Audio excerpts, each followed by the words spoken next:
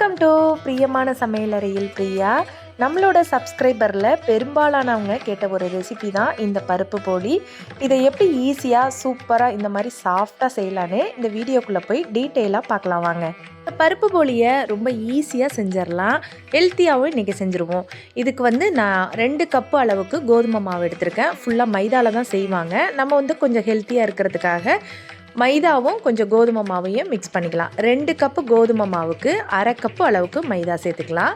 இதுக்கு தேவையான அளவுக்கு உப்பு, ஒரு 1/2 ஸ்பூன் அளவுக்கு மஞ்சள் தூள் சேர்த்துக்கலாம்.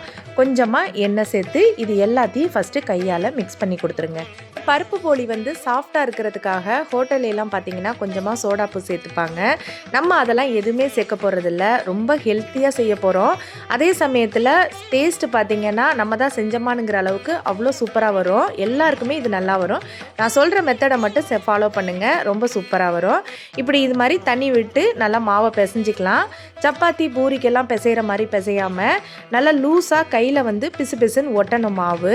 இது பார்த்திங்கன்னா கையில் கொஞ்சம் எண்ணெய் தடவிக்கலாம். இந்த மாதிரி சப்பாத்தி போடுற கட்டை அடுத்தது கிச்சனோட கவுண்டர் டாப் இருக்குல்ல, அதில் வேணாலும் நீங்கள் கொஞ்சம் எண்ணெய் விட்டு இந்த மாதிரி 2 கையால் இழுத்து மாவை பிசைங்க. ஒரு 10 நிமிஷத்துக்கு பிசைஞ்சதுக்கு பிறகு அதுக்கு பிறகு எல்லாத்தையும் இன்னும் கொஞ்சம் சேர்த்து ஒரு 2-3 நிமிஷத்துக்கு மாவை இழுத்து பிசைஞ்சிங்கன்னா இந்த மாதிரி சாஃப்டாகிடும். இதுக்கு மேலே கொஞ்சமாக எண்ணெய் தடவிட்டு ஒரு கிச்சனுக்கு யூஸ் பண்ணுற காட்டன் கிளாத்தை நல்லா தண்ணி எல்லாத்தையும் புழிஞ்சிட்டு இந்த மாதிரி கவர் பண்ணி வச்சுருங்க. மாவு காயாமல் நல்லாயிருக்கும். 2 மணி நேரத்துக்கு இதை அப்படியே செப்பரேட் பண்ணி வச்சிடலாம். பூரணம் பார்த்துடலாம். நம்ம மாவு எடுத்த கப்பையே தான் யூஸ் பண்ணியிருக்கோம். அதில் 1 கப்பு அளவுக்கு கடலைப்பருப்பு எடுத்திருக்கேன். இதை ஒரு 3 மணி நேரம் ஊற வச்சதுக்கு பிறகு இது மாதிரி செப்பரேட்டாக தனியாக வேக வச்சுக்கோங்க. குக்கரில் எல்லாம் வேக வைக்க வேணாம், தண்ணி விட்டு நல்லா அடுப்பில் வேக வச்சிங்கன்னா இந்த மாதிரி கடலைப்பருப்பு வெந்திருக்கணும். அதுக்கு பிறகு இதில் உள்ள தண்ணி எல்லாத்தையும் ஃபில்ட்ரு பண்ணிடலாம். குக்கரில் வேக வைக்க வேணான்னு சொன்னேன்னா குக்கரில் வெந்துச்சுன்னா ரொம்ப கொலன்னு போயிடும். உங்களால் கரெக்டான ஸ்ட்ரக்சருக்கு மசிக்க முடியாது, ரொம்ப கொலன்னு இருக்கும். இந்த மாதிரி பார்த்து பருப்பு நல்லா வெந்ததுக்கு பிறகு நம்ம ஃபில்ட்ரு பண்ணி வச்சுருக்கதை கொஞ்சமாக போட்டு ஒரு 4 ஏலக்காய் போட்டு அரைச்சிக்கோங்க. மூடியிலலாம் ஒட்டியிருக்கும் இந்த மாதிரி கடலைப்பருப்பு முழுசாக, அதை மட்டும் தனியாக எடுத்து அடுத்த பேட்சோடு போட்டு இந்த மாதிரி பவுடராக ரெடி பண்ணி வச்சுக்கலாம். இப்போ வெல்லம் அளவு பார்த்துடலாம். வெல்லம் பார்த்திங்கன்னா எந்த கப்பால் நம்ம பருப்பு எடுத்தோமோ அதே கப்பால் 1 கப்பு அளவுக்கு நான் வெல்லம் எடுத்திருக்கேன். இது எனக்கு நல்ல ஸ்வீட்டாக இருக்கிற வெல்லம்னால 1 கப்பு எடுத்திருக்கேன். நீங்கள் 1.25 to 1.5 கப் எடுத்துக்கோங்க. துருவிட்டு எடுத்திருக்கேன். ஈஸியாக இருக்கும் நமக்கு எல்லாம் மிக்ஸ் ஆகிறதுக்கு. செய்கிற இந்த மெத்தடு உங்களுக்கு சரியாக வராது அப்படின்னு நினச்சிங்கன்னா இந்த மாதிரி வெல்லம் சேர்க்கும் போதே நான் ஒரு 4 ஸ்பூன் அளவுக்கு தண்ணியை சேர்த்துருங்க. இது கொஞ்சம் நல்லா கரைஞ்சதுக்கு பிறகு பருப்பு சேர்த்துக்கோங்க.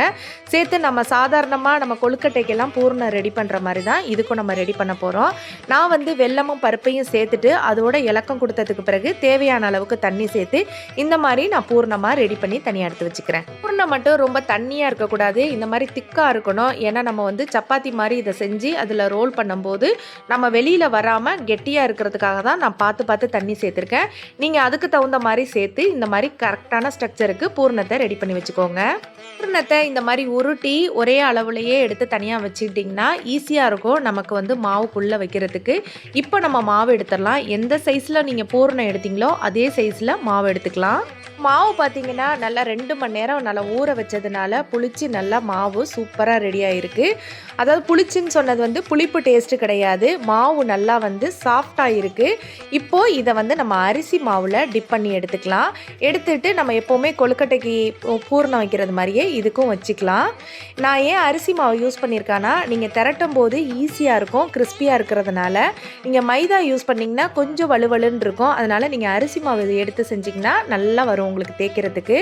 இப்போ இதுக்குள்ளே நம்ம கொழுக்கட்டைக்கு வைக்கிறது மாதிரி பூர்ணத்தை வச்சுட்டு மேலே இருக்கிறத இப்படி நல்லா ட்விஸ்ட் பண்ணி எடுத்துட்டிங்கன்னா எக்ஸ்ட்ரா இருக்கிற மாவை நீங்கள் ரிமூவ் பண்ணிடலாம். இந்த மாதிரி ட்விஸ்ட் பண்ணிவிட்டு எடுத்திங்கன்னா பூர்ணம் வெளியிலே வராது, அழகாக உள்ளே பூர்ணம் இருக்கும். நல்லா மேலே சப்பாத்தி மாதிரி இதை ரோல் பண்ணிக்கலாம். கையாலையும் இந்த மாதிரி தட்டலாம்.